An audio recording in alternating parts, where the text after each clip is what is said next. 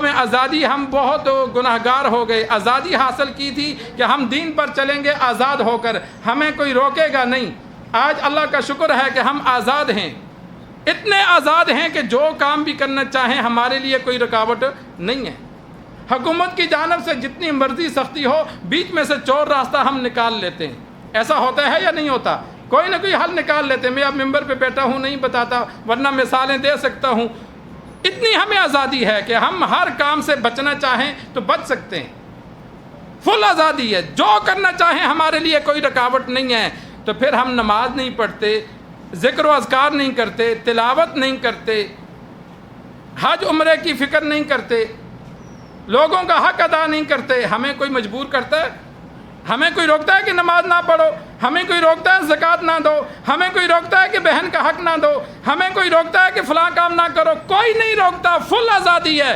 نہیں کرنے سے ہم بہت بڑے مجرم بن جاتے ہیں.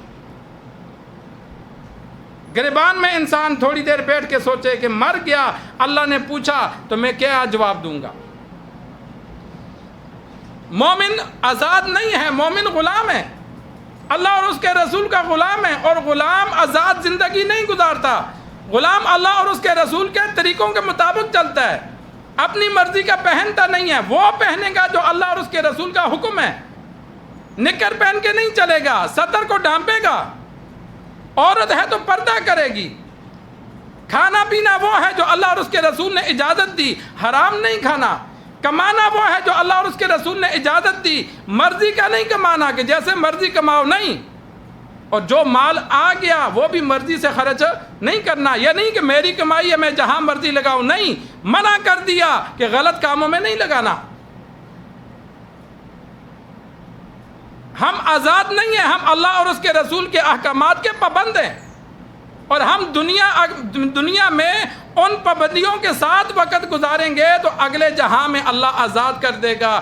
جنت میں جو چاہیں گے وہ کریں گے. اسی وجہ سے حدیث میں موجود ہے, الدنیا سجن المؤمن و جنت الکافر. دنیا مومن کے لیے قید خانہ ہے اور کفار کے لیے جنت ہے. کہ کفار جو مرضی کرتے ہیں, وہ پرواہ نہیں کرتے حلال حرام کی. مومن کے لیے قید خانہ, جس طرح قیدی پابند ہوتا ہے, اپنی مرضی نہیں کرتا. بشر حافی رحمہ اللہ کا مشہور واقعہ موجود ہے. گھر میں گانا بجانا چل رہا تھا, اللہ والے نہیں تھے, گناہ گار تھے. ایک اللہ والا گزرا, اس نے پوچھا کس کا گھر ہے؟ تو باندی نے کہا کہ یہ آزاد کا گھر ہے, غلام کا گھر نہیں ہے. تو اللہ والے نے کہا ہاں آزاد کا گھر ہے. وہ مالک سن رہا تھا, بشر اس کے کان پہ آواز پڑی, وہ پیچھے دوڑا, آ کے اللہ والے سے ملا کہ آپ نے کیا کہا؟ اس نے کہا میں نے تو کچھ نہیں کہا, میں نے یہ کہا کہ یہ آزاد کا گھر ہے, غلام کا نہیں ہے. اس نے اسی وقت توبہ کی اور اللہ والا بن گیا. بشر حافی کہتے ہیں ننگے پاؤں چلنے والے کو. توبہ کے لیے ننگے پاؤں دوڑا تھا بزرگ کے پیچھے, تو اس کا نام ہی بشر حافی بن گیا.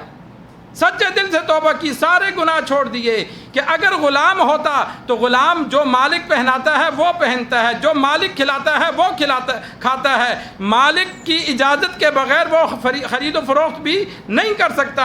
اگر کوئی گاڑی لیتا ہے, کوئی چیز لیتا ہے, مالک کہہ دیتا ہے بھائی میں نے اجازت نہیں دی, تو وہ سودا ٹوٹ جاتا ہے. تو غلام مالک کی مرضی کے بغیر کچھ نہیں کر سکتا. تو جو غلام اللہ اور اس کے رسول کا ہے وہ ان کی مرضی کے بغیر کچھ نہیں کرتا.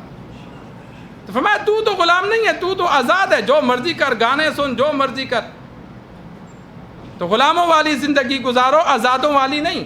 آزادی کا یہ مطلب تھا کہ کفار سے آزاد ہو کر ہم اپنی مرضی سے دین پر عمل کریں گے. تو اجتماعی طور پر تو امکان نہیں ہے.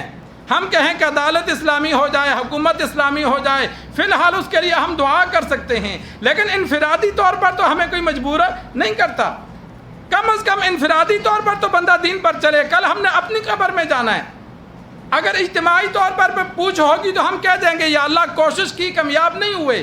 لیکن انفرادی طور پر تو ہم کوئی کوشش نہیں کرتے, اس کا کیا جواب دیں گے؟